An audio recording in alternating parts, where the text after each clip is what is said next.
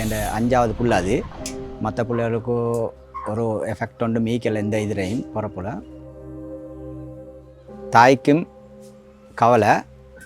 Hospital போயிட்டு மருத்துவமனை போயிட்டு பார்க்கல எனக்கும் சரியான கவலை ஆயிடுச்சு. ஏன்னா அதுக்கு முன்பு ஒரு அனுபவம் ஒன்று இல்லை தானே எங்களுக்கு. என்னன்னு சொல்கிறதுக்கு இது என்ன நோயா இல்லாட்டி என்ன வந்தீன்றே தெரியாது. நேரடியாக சொல்ல முடியாத நிலைமையிலையும் கதைக்கிற கதையோட கேட்டு எங்களுக்கு மன வருத்தம் தான் வந்துச்சு.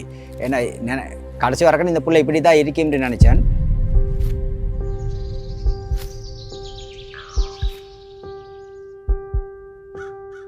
பிறந்து 10வது நாளே நாங்கள் அந்த ட்ரீட்மெண்ட்டுக்கு உண்டான ஏற்பாடுகளை செஞ்சுட்டு போனோம். கஷ்டமான நிலைமை.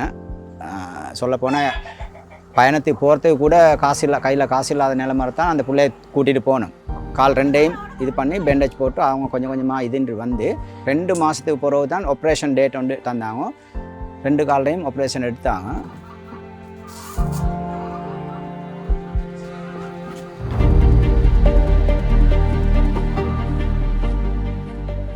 மூணாட்டி பறக்குள்ள பாதம் ஏனைய பிள்ளைகளோட பாதம் மாதிரியே நேராக நின்றுச்சு. இப்படி வளைஞ்சு நின்றது நேராக இருந்துச்சு, நடக்கிறதுக்கு மாதிரி இருந்துச்சு.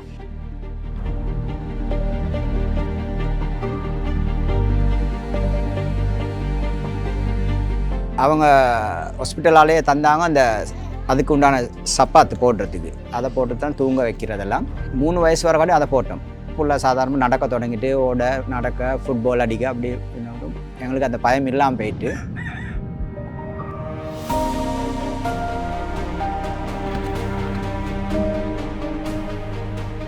நடக்கவே இல்லான்னு நினச்சது.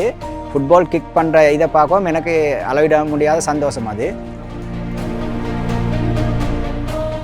நாங்கள் மரணித்த பிறகு தான் சொர்க்கத்தை போய் இது காண்றதை விட இந்த புள்ளற கால் சோமாய் நடக்கிறது சொர்க்கத்துக்கே போன மாதிரி ஒரு ஃபீலிங் தான் எல்லாருக்கும். எனக்கு ஆசை அவரும் இதே மாதிரி இவருக்கு ட்ரீட்மெண்ட் எடுத்த டாக்டர் ஆகணும்னு தான் விருப்பம்.